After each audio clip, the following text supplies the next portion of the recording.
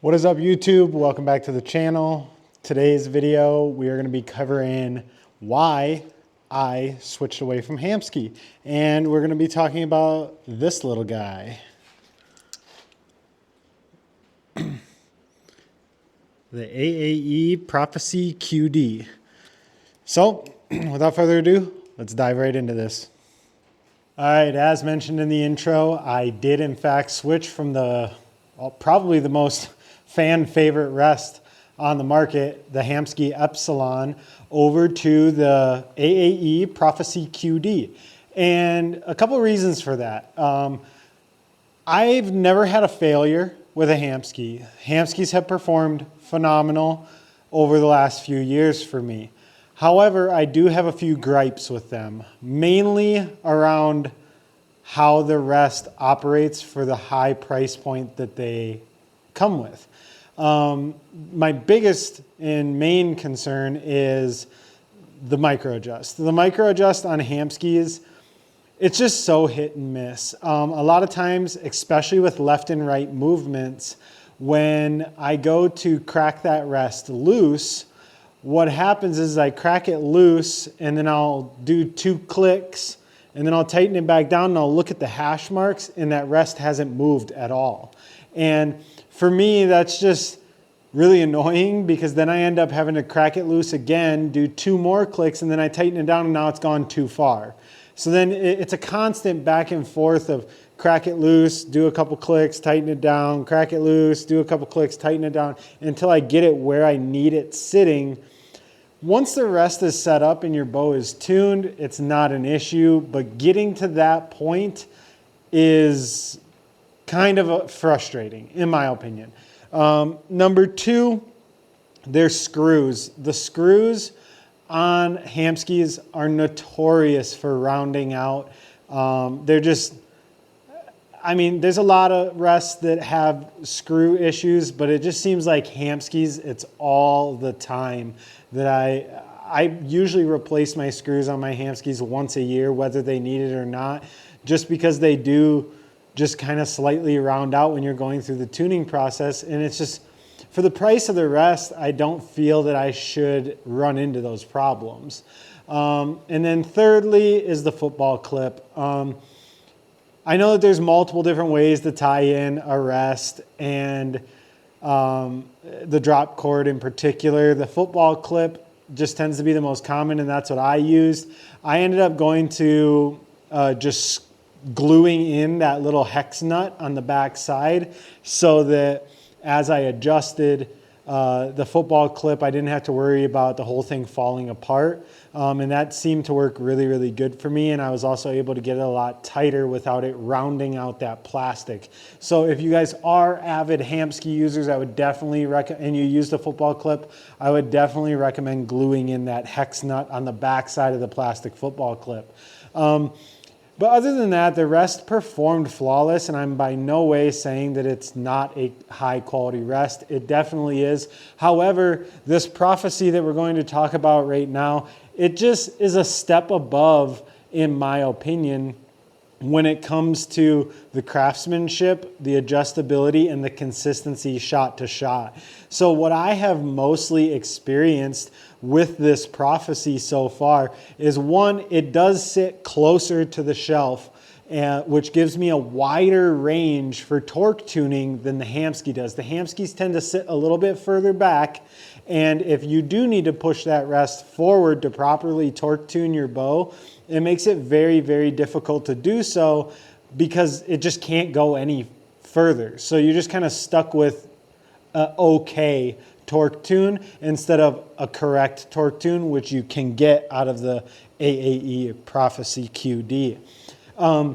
A couple other things is the micro adjust on the Prophecy. Like I said, I kind of had a problem with the Hamskea micro adjust. Once they're set, doesn't really matter. But while you're tuning, it is nice to have a smooth, accurate micro adjust. And I will say that the micro adjust on the AAE Prophecy QD is accurate, it's smooth, it's precise, there's no clicks. However, you can move it very, very tiny, and when you lock it down, it will be in the position that it was sitting in when you were making the adjustments. It doesn't have a shift or any slop in it like the Hamskis do, which made tuning this a breeze. I mean, getting it running right down the pipe was simple and efficient. Now, the other thing that really, really intrigued me with this rest, even though it's a cable-driven rest, which I typically shy away from cable-driven rest, because for the longest time, if something did happen in the field, I know it's a low likelihood of something happening in the field. Most of the current offerings on the market right now, I would need a bow press in order to repair that in the field. And I just was not confident with that. The AAE, however, has a QD wedge, which goes into your bus cable, and it allows you to remove a screw and pull out the entire drop away cord and replace it in the field without a press. And then you can just simply draw your bow back, retime a new cord, and you're back to hunting with the same tune. You didn't lose anything.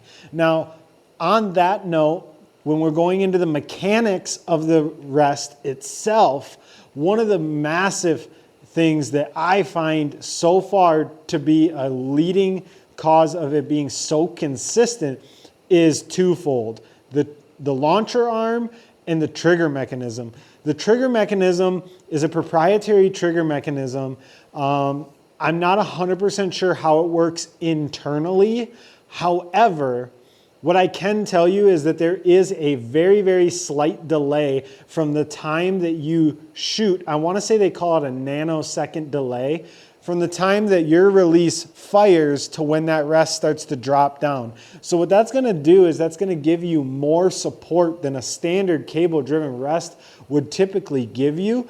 But pair that with the flexibility in the launcher arm, it also gives you a little bit of forgiveness on the form side of things to where consistency becomes extremely easy with this rest. Like significantly easier than on any other rest I've shot in the last 5 to 6 years, strictly because that launcher can flex a little bit if your form is off just a little bit, and imparting that force on the arrow, your rest will kind of make up the difference.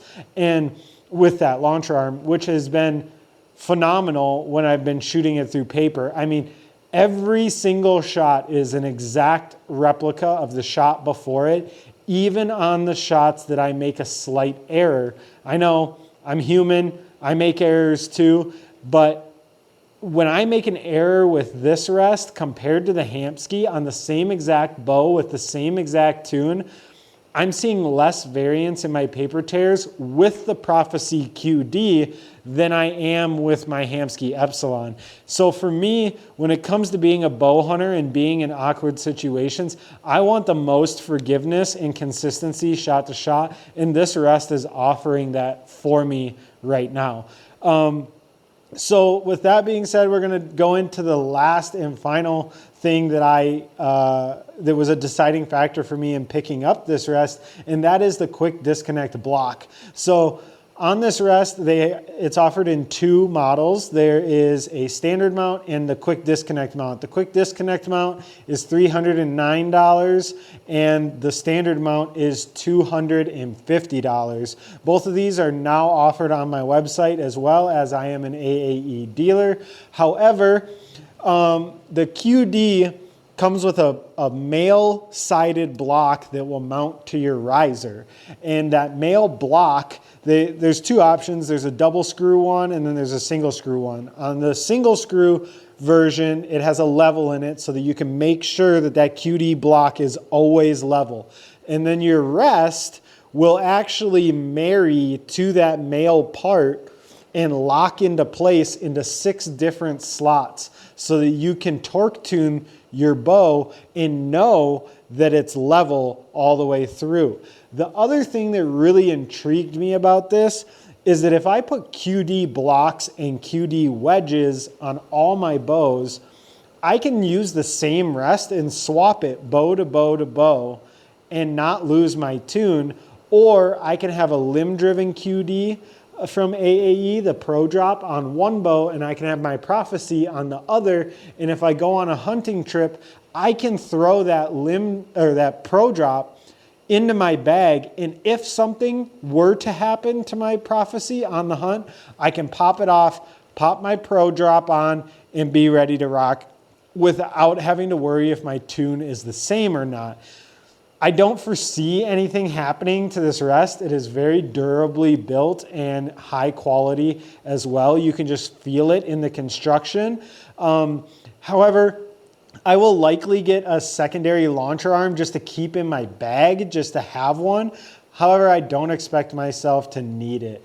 So if you guys are in the market for a new rest, I highly, highly suggest that you take a look at the AAE Prophecy. Whether you get the standard mount or the QD mount, that is up to you. But without further ado, that is the end of today's video. If you guys like review and tips and tricks videos like I've been putting out as of lately, it greatly helps the channel if you guys subscribe to the channel and like the video. I hope to see you guys on the next one. Peace.